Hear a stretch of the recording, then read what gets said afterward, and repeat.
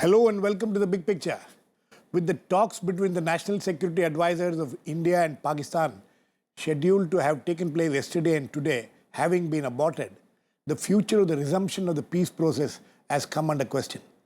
The much-awaited breakthrough, which was witnessed in Ufa, Russia, when the Prime Ministers Narendra Modi and Nawaz Sharif issued a joint declaration and pledged to start talking at various levels, has come under a cloud. However, there are reports that the scheduled meetings of the Directors General of Border Security Force and Pakistan Rangers on September 6th may still go ahead. This meeting was also agreed upon like the NSA's meeting at Ufa. However, with the atmosphere having got sullied after the cancellation of the NSA's meeting, what happens to the spirit of Ufa and what is the future of the resumption of talks? Is there a road ahead in the near future, or will the relations get stalled like it has been witnessed several times in the past? We will discuss all this today with Vivek, Katju, former ambassador, Rana Banerjee, former Special Secretary RAW, Ajai, Sahni, Executive Director, Institute of Conflict Management, and Siddarth, Varadarajan, founding editor, TheWire.in. And we also have on the phone line from Islamabad, Imtiaz, senior journalist and political analyst. Welcome to all of you.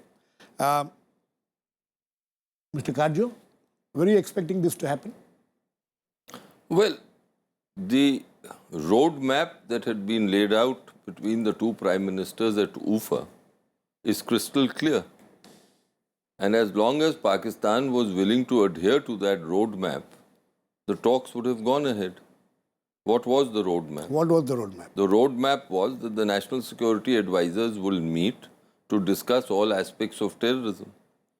Now, this is a mandate given by the Prime Ministers. The national security advisors are not at liberty to expand the mandate. However, the national security advisor of Pakistan, Mr. Sartaj Aziz, chose to do precisely that. A textual analysis, a simple textual analysis of the joint statement of Ufa joint statement shows this. Mr. Sartaj Aziz was wanting to read more into that statement and derive authority from a preambular part of that statement which committed the two prime ministers to a search for peace and to discussing all outstanding issues. But that was not the mandate given to the national security advisors. That's point one. Point two, on the Hurriyat, I have been absolutely baffled at Pakistan's insistence on meeting them. The spotlight is not on India, India indicating that please don't meet our separatists. It is the other way around, that why should Pakistan insist that you will meet our separatists? There was a laissez-faire policy earlier, but there's a new government and they've revised this policy. And they should have taken note of it. This is an international convention followed the world over. You don't, when you come for official talks, you don't say, I'll meet your separatists too. And unless I meet your separatists, I will not meet you. This is strange logic. Okay, let me, Imtiaz Gul, was the goalpost shifted by Pakistan by insisting on, expanding what Mr. Vivek Katju has pointed out. The mandate was very clear as far as the NSA's level talks were concerned. Pakistan tried to expand that mandate. Yeah, apparently, I think it was an afterthought after what both sides agreed on in Ufa, that probably it was a mistake not to have included the word Kashmir, because it was apparently not envisaged by the Pakistani side that the Indian government might this time around oppose the meetings with the Hurriyat leaders, as has been the practice, and probably here where Pakistan went wrong, and thus we have these talks now standing nowhere. So you think that Pakistan went wrong there and now tried to make amends for it? Yeah, it is very obvious because ever since the Ufa declaration came into the public, it was very much clear that it may not augur well for the government as such. That's because it appeared to be diluting Pakistan government's position. Now, I'm not the government spokesperson, but Of this course. is how Yep. it was analyzed, and this is how it was viewed, that because it omits one issue that has been at the heart of every conflict, all the tensions with India, and that Pakistan shall have to revise its position. And I think this is where all the trouble started. Okay, I mean that's very frank of you, Imtiaz. Please stay on. I'll come back to you, Rana Banerjee. When this was decided in UFA that the NSA level talks will deal with terror, what is it that about terror that they were supposed to talk about? Well, there are several things about terror which could be talked about, but the first thing that occurred to me as an observer of Indo-Pak dialogue process for many years was this obvious, issue that this statement would be perceived to be very one-sided, particularly in the domestic opinion in Pakistan. Exactly So, in that context, when you first framed your question about the UFA spirit, I would think that the UFA spirit is now dead. But the process of engagement in peace is likely to be revived later in a lower key. And in that context, I think the September 6 talks between the DG BSF and the DG Park Rangers should go ahead, and it will presage. We'll come to that a little later. But my question is this: that Yeah. when the two NSAs were given this mandate to talk on terror, They could have talked separately. Can terror be like one of the former chief ministers of Kashmir has also mentioned? Can you discuss terror without discussing Kashmir? Well, there are two views on this. You can always argue that the origins of terror stemmed from Kashmir, but there are separate issues of terror, the 26/11 follow-up, and there are you can't be in denial about certain things that keep happening from across the border. So there are two sides to the issue, and it could have been Whatever discussed. happens across the border happens in Kashmir, basically. Not necessarily. It happens elsewhere also. There are destabilizing modules elsewhere in India also, which trace back links to, instigation of non-state elements from across the border. So a lot of things could be said. The nexus with the Mumbai underworld, which is stemmed and abetted from across the border from safe havens in Karachi. Those issues are there, well known. But Pakistan has habitually been in denial about these things. And that attitude doesn't seem likely to change. But nevertheless, it could have been discussed. But as regards the Hurriyat, again, I am of the view that though new red lines were specified and now are being adhered to by the new government, as Mr. Katju has pointed out, it sort of pushes both countries into avoidable corners, and it also propels somewhat disproportionately a force which is not even relevant in the politics of Kashmir anymore. They have been given a new lease of life. That's Well, what not really, but at least they believe that they might get. No, they've been given no new lease of life. They are a bunch of nobodies. They're a bunch of separatists, but that's beside the point. We will come. That's not the... You wanted to make a point. No. Okay. Ajai Sahni, how do you look at this? Do you think that, this as Rana Banerjee feels that, the Hurriyat issue, inevitably, when it comes up, pushes both the countries into avoidable corners? You see, I don't think you need to actually focus on any specific element of the breakdown. I think the failure was, and I think in a different way Mr. Katju did express this, that while the entire UFA agreement is extremely clear in its content, it constituted something of a diplomatic coup on India's part.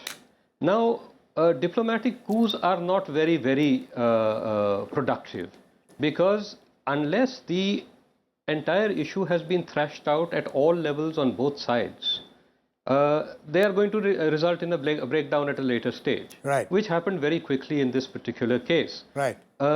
I think that the meeting of the Prime Ministers in UFA was very poorly prepared, was extremely ad hoc, hastily put together.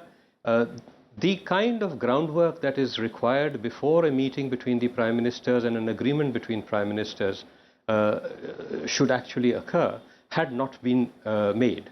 And that groundwork should have and must include a objective assessment of what all stakeholders on both sides of the border how all stakeholders on both sides of the border would respond. So it's not enough to say, well, Nawaz Sharif agreed to this, but not assess how the military would react, how the radical elements within Pakistan would react, or how certain elements within India would react. Or even to say, well, we made our red lines clear, Hurriyat was not to be spoken to. Why was this not clarified? Exactly. This could have, in back channels, without being included in the text of the agreement, that every time we've had such a proposal, the Hurriyat has, the Pakistanis have insisted that they will speak to the Hurriyat. Have we satisfied ourselves that this will not be the case right now? In this way, you could have eliminated the points of friction before you actually came to a written agreement at the level of prime ministers. And I think that homework was not done, and that has actually destabilized the situation rather than contributed to any movement towards peace. Okay, I think you have put it very well there. Siddarth, so,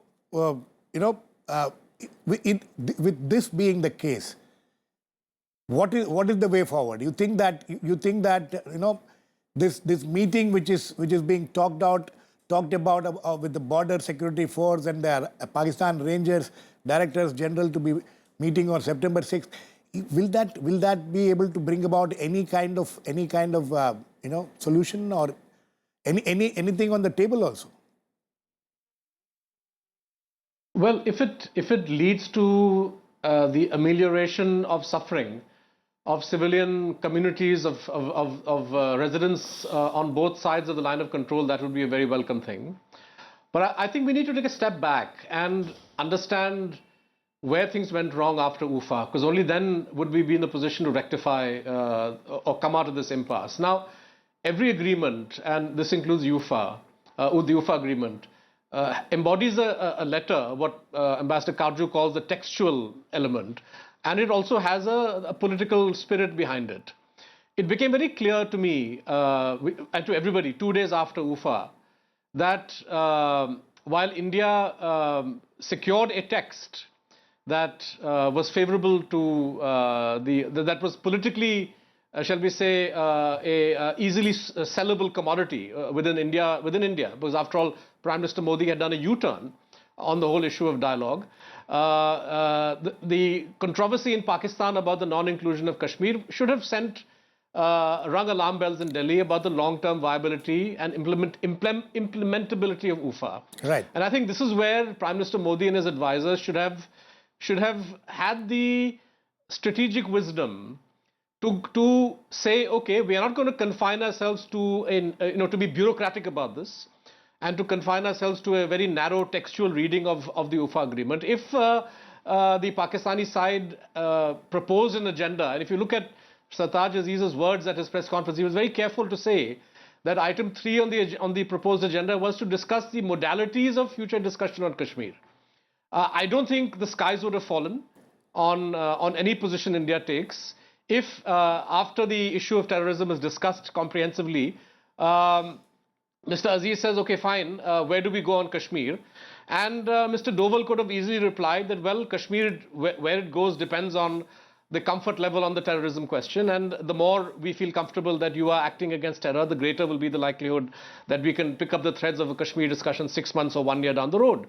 That conversation could easily have been parried, could easily have happened if there was political and strategic large-heartedness on the part of New Delhi, rather than resorting to a very, very bureaucratic mindset that this, there is a preamble and there is an operative part, and, taking this very textual reading, to my mind, really defeated the purpose behind whatever the Prime Minister was trying to accomplish when he proposed talks with Pakistan at UFA. So I think this is really the problem, and I think what Ajai Sahni says that the better preparation, if certain questions had been resolved, behind closed doors through private conversations between Nawaz Sharif and Modi, this would have helped.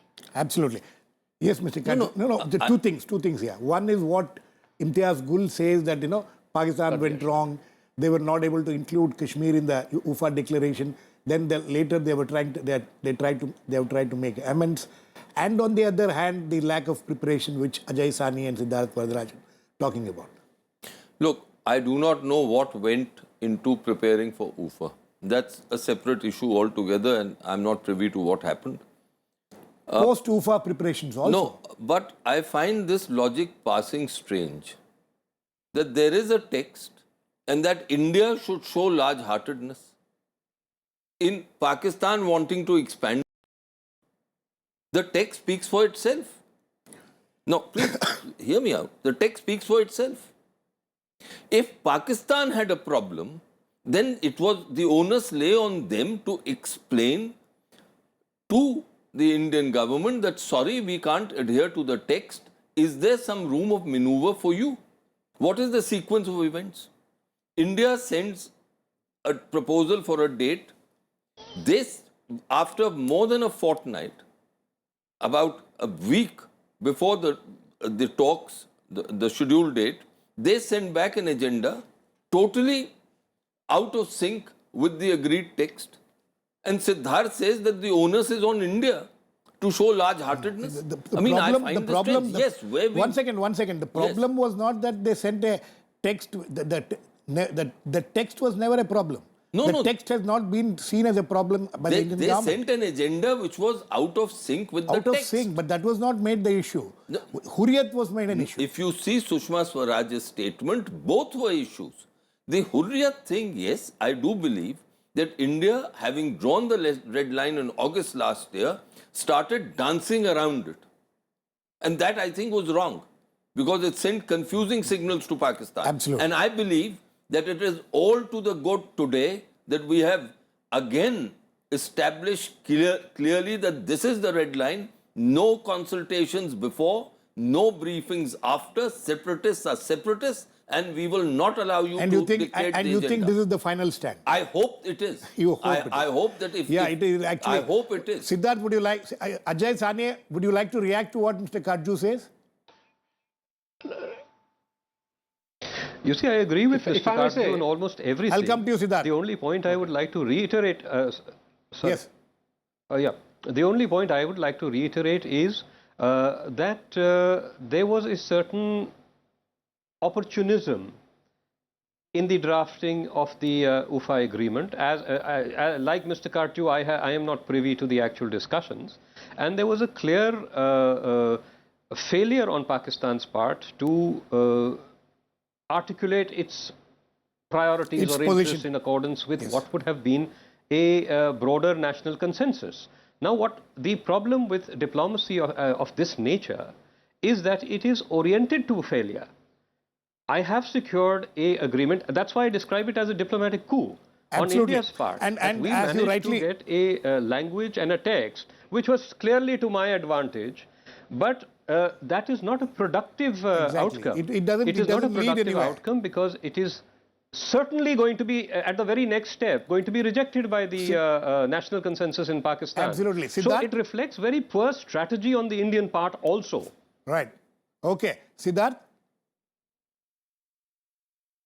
Yes, if I can just take what Ajai Sahni said forward. You see, when I say that, that India should be large-hearted, I'm not suggesting taking a moral position or that India should be magnanimous for the sake of magnanimity. I'm saying that, unfortunately, there is a tendency in India to be preoccupied with tactical victory. So yes, we scored a great tactical victory, won a great UFA statement.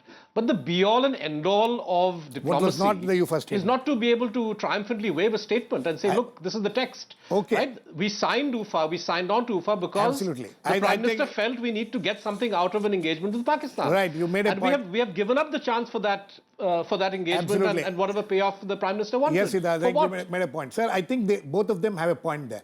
UFA statement is not the be-all and end-all of it. It had to be taken forward. No, the be-all and end-all is that Pakistan must change its approach to India. It is an approach based on permanent enmity.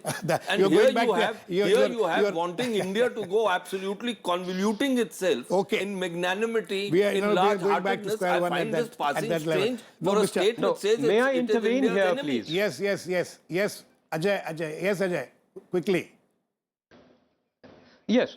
You see, Mr. Katju has come to the very heart of the problem.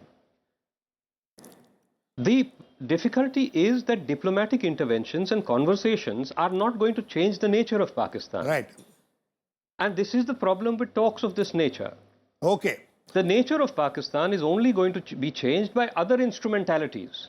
It is going to be changed by the exercise of different kinds of pressure on Pakistan and on a greater capability on India's part to resist terrorism. Now, without having changed these material circumstances, you are trying to simply by talks leap over all the obstacles and try to secure a transformation in Pakistan, which I would suggest is simply impossible. Okay. At this stage, in these circumstances. Okay. So change the circumstances, then talk about negotiating peace. Imtiaz Gul, how would you react to it? It's very interesting that here is you sitting in Pakistan blaming your government, and here are some people thinking that the Indian government also has had its failures on this. Yeah, I would say I'm encouraged by what Siddarth and I think Ajai Sahni. The other guests have just said. Ajai Sahni.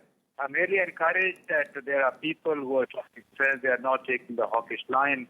And I think that there is absence of strategic wisdom, and they have very rightly put this out that you may pull off a diplomatic coup, but if you overlook the circumstances, the context, that diplomatic coup may not be very lasting. And, you know, UFA is not the biblical word. It's not a divine document that does not permit any revision. I think here, look, you know, even before, you know, also in Indian government, I think the current government should not deny the fact that all the previous documents, starting from in the last 3-4 decades, they have been constantly talking of Kashmir as the core issue, regardless of whether the Indian government accepts it or not. No, so but I think Imtiaz, strategic Imtiaz, wisdom is required. Imtiaz, sorry to intervene. Committed a mistake.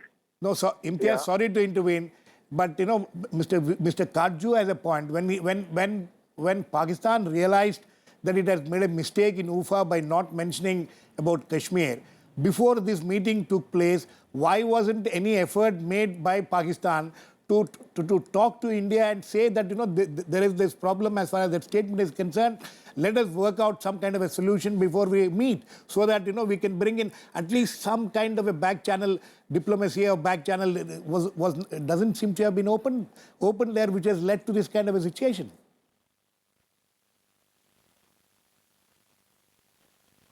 Imtiaz? I think we lost him. Anyway, Mr. Banerjee, the interesting thing was that even a few days before this cancellation happened, a few days before that, there were commentators and analysts writing that, you know, both countries really don't want these talks. Both are trying to, you know, lead the other to cancel the talks. Now, this was something which was being written about and analyzed and commented upon a few days before the actual thing happened. So, and the feeling was that, you know, both governments were not too keen, they're being nudged. Well, that actually resulted from the hype that the media had built up on either side. One second. I think we got Imtiaz back on this. Imtiaz, can you hear me? Yeah, I can hear you. Yeah, my question was, why didn't Pakistan, as Mr. Katju pointed out, having realized that they made a mistake in UFA, didn't try to rectify it before the talks, NSA level talks began?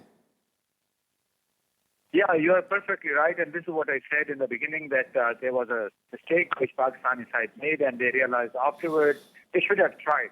This is a well-known point, but this also doesn't, however, doesn't mean that now both sides remain mired in the text of UFA and refuse to move forward. I think it will be a misplaced expectation that Pakistan, which has lobbied for Kashmir, regardless of the merit of the issue, for more than 4 decades, that it all of a sudden forgets the Kashmir and starts talking about terrorism. Yeah. So I think both countries shall have to move beyond this stated position and somehow deal with it with wisdom, rather than in a tactical framework, which basically brings us to a stalemate. Okay. Yes, Mr. Banerjee. Same question which I asked earlier. Well, the hype developed in a manner which led to all these, tactical maneuverings being highlighted. Actually, it isn't quite correct to say that both sides did not want. Keen. That was the impression. That the backdrop of that was merely this. What has come out already in the panelists have made out very clearly. It is because of the text, the way it was formulated of UFA. In a sense, it may be better when India and Pakistan diplomats meet not to have joint statements and not to have, joint press conferences. In fact, the UFA, in the past, UFA joint statement was a total surprise for everybody. You see, nobody expected a joint statement. In the past, it has been the practice to either have separate press conferences or to not have them at all.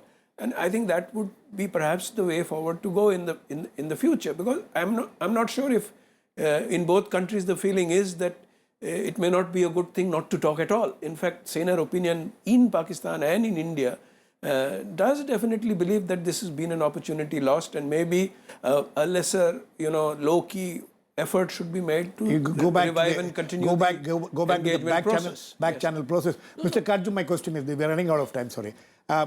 Is the UFA spirit dead? And we'll have to start all over again now. Is it back to square one? No, there is an UFA text.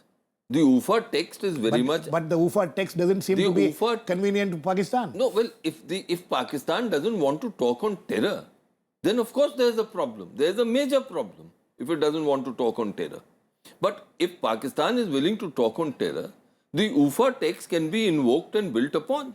Of course, ultimately, negotiations have to take place. Ultimately, the question is what will be the modalities and the nature of the negotiations, and can talk and terror go together? Pakistan must get clear about these aspects. This talk and terror can't go together was an earlier stand. Now it had changed. How is it changed? Are we now back to the same? No, the government says that these were talks on terror. This is not quibbling. This is not quibbling. Okay, Siddarth, has the UFA spirit dead? Is the UFA spirit dead?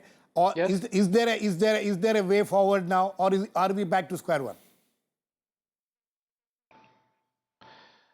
Well, my sense is that we would be lucky if we're back to square one. My sense is that whenever there's a setback of this kind and you have no prospect of immediate engagement, relations actually tend to deteriorate. Exactly. So I think that we are going to see a 5 or 6 month period of increasing acrimony and recrimination, mutual accusations, perhaps further tension on the line of control, further bloody-mindedness on the issue of visas and trade and so on, before things will finally improve. And, this is most Ajai? unfortunate because Okay, Ajai, Sahni, quickly, please. I think this is just a completely fruitless cycle between talks and no talks. This has been going on for decades. Something happens, we suspend talks, we say there can be no talks with terrorism. Then for unless there is some conceivable transformation in intent or the circumstances prevailing, I see no reason why we return to talks. Okay. But this is precisely what we do after every little hiatus. Okay, Imtiaz. But as far as UFA is concerned, I think you've got an UFA text, you don't have an UFA spirit at all. Okay, well, the spirit is dead, the text is there. Okay, Imtiaz, would you like to very quickly in one sentence say if there is any hope for resumption now at this point of time?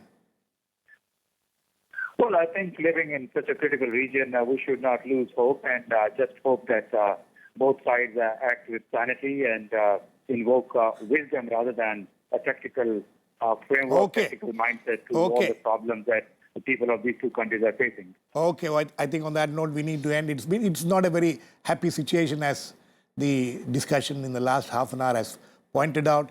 UFA spirit is dead. That's what everybody feels. The text is there, but what can the text do? We'll have to wait and watch. Thanks to all my guests. Please keep watching. We'll come back with another issue in the big picture same time tomorrow.